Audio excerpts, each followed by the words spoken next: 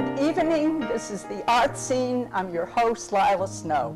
I've been doing this for over 20 years, and I just turned 90, and a friend said, when you're 90, you do something. So this is the something, because people think that I have words of wisdom, that I learned something after 90 years. Ha! All I can say is people want to give you advice.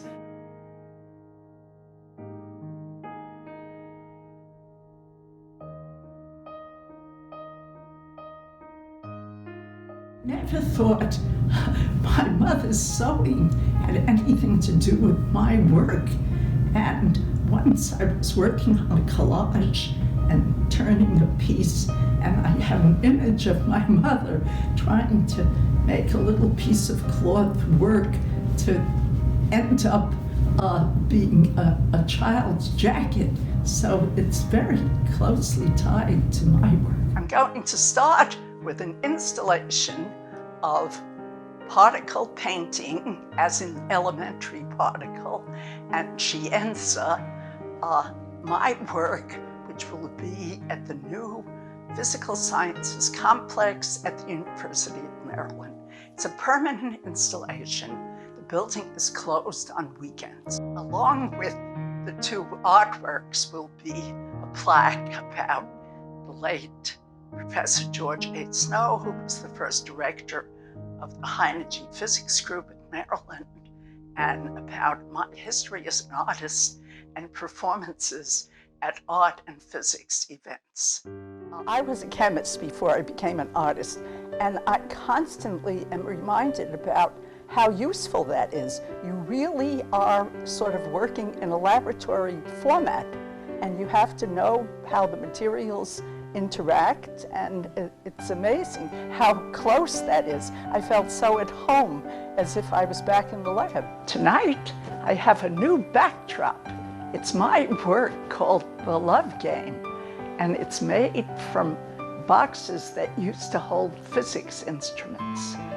So we spent a lot of time in Italy, and then in 1965-66, we lived in Rome. My husband had a Guggenheim and a Fulbright.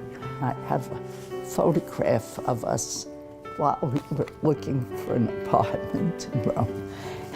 But while we were in the hotel, we lived near Santa Maria della Minerva. It's a church famous because there's a gold sculpture of Christ by Michelangelo.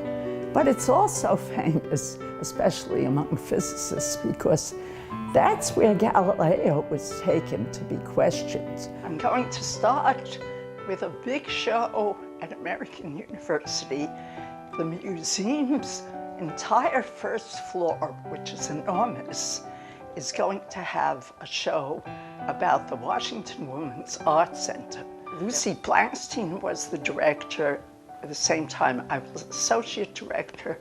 There are 18 interviews of the leaders. There are 100 artists. I'm going to have two pieces from the Permanent Collection, anti-war pieces called Ici et Tombe, Rubbings from the Streets of Paris. And I thought it was appropriate, Judith, to start with Lila Snow. Of course, these are two pieces up here, and they were actually made in 1972 in Paris in response to the United States bombing in Hanoi of the French embassy, where several people, including the ambassador, were killed. And this is her response to that action. And it's quite wonderful. It's Ici est tombé. Yes. And that means here has fallen. And so it's kind of like a grave marker, but it's also like a kite. It's like something that was used in a demonstration, but it also has religious significance. Those are rubbings from the tombstones in Christian, Muslim, and Jewish cemeteries. Right. So Multi-faith. making the point of everybody being involved in this tragic war. I'm going to start with Group 93 having the show at American University in the Rotunda.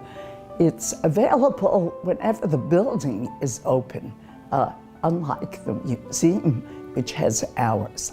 There are 17 artists, quite a variety, former faculty, people with MFAs and bachelor's degrees, and artists who just took some courses. I've been asked how I got into performing, so I thought I would tell you that my grandmother lived with us, and she was the neighborhood wit.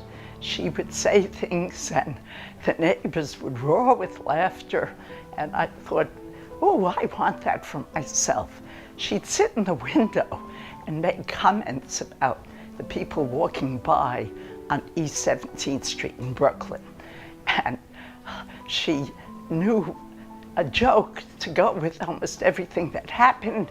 She also knew old sayings like, if the rich could get the poor to die for them, the poor could earn a good living. Well, I went on to perform at physics conferences instead of the usual banquet once in New York City at the Hilton Hotel. Actually shared the show with Tom Lehrer, but there was a physicist's wife. I was her secret weapon, and she had me on as the 3,000-year-old woman who knew Archimedes and Leonardo. And this was actually written up in the New York Times by Israel Schenker, an article called Physicist as a Soft Shoe. When I wrote my memoir, I called it with a name like Tuchmacher, because my grandmother's maiden name was Tuchmacher, and I figured with a name like Tuchmacher, it better be funny. Oh, and I did promise an elephant sandwich joke.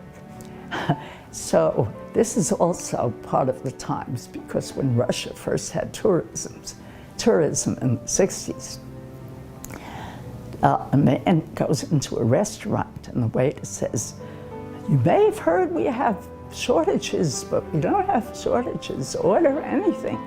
And the man says, "Okay, I'll have an elephant and onion sandwich." So the waiter goes to the kitchen and comes back and says, "How about an onion sandwich?" And the man says, "You said there were no shortages. What's going on?" And the waiter says, "There are no shortages. The chef just said that he doesn't want to cut up a whole elephant just for one sandwich." We were a family of comedians. Woody Allen went to Midwood High School, which was the next high school over to mine in Brooklyn, Madison High School, where Bernie Sanders went and Chuck Schumer went. As far as being comedians, I asked my mother to take pains with the skirt that she was making for me. So she sat at the sewing machine groaning the whole time.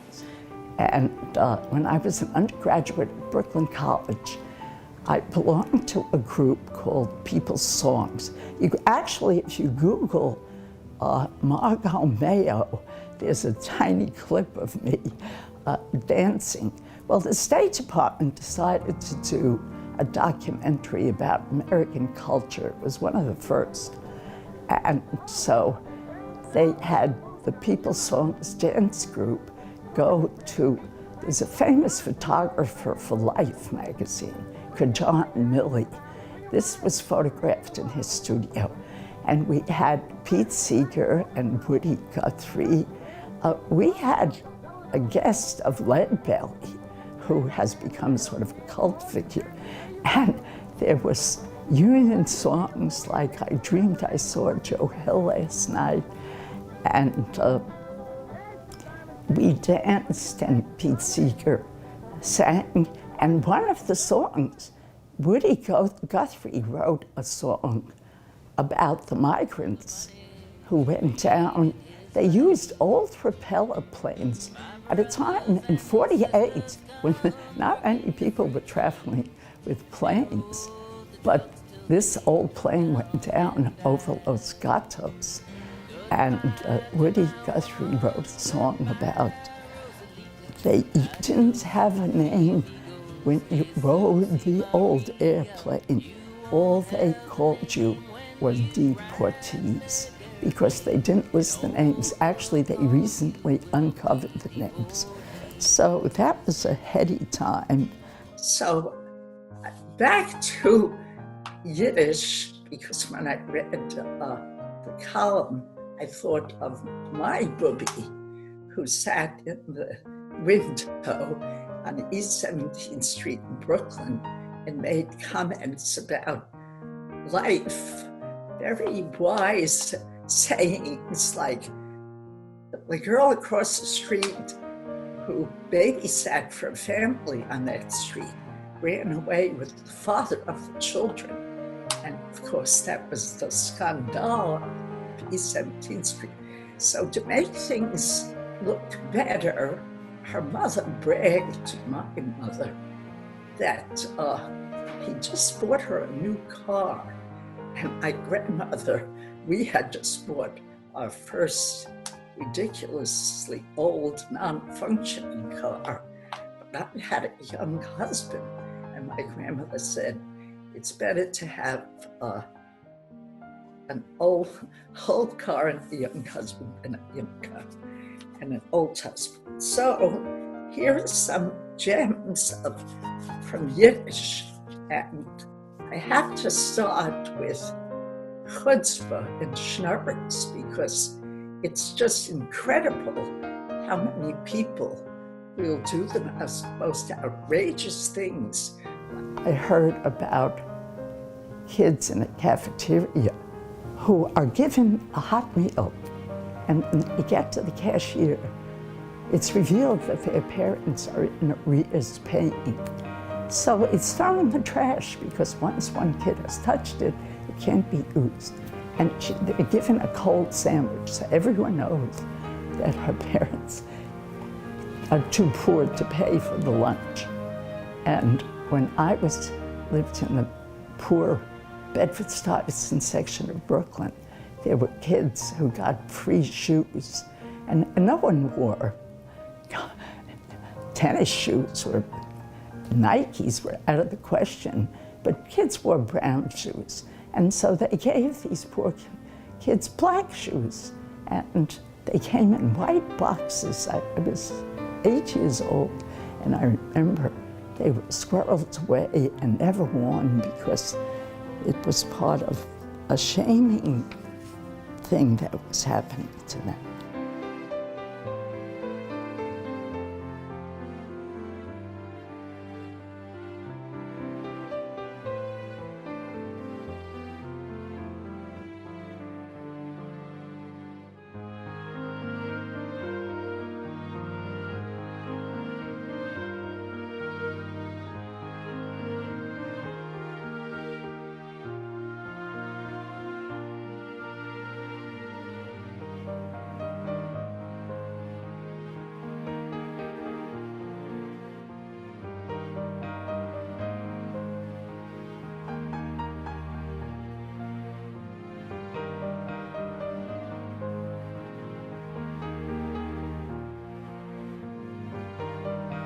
See you next time on the art scene.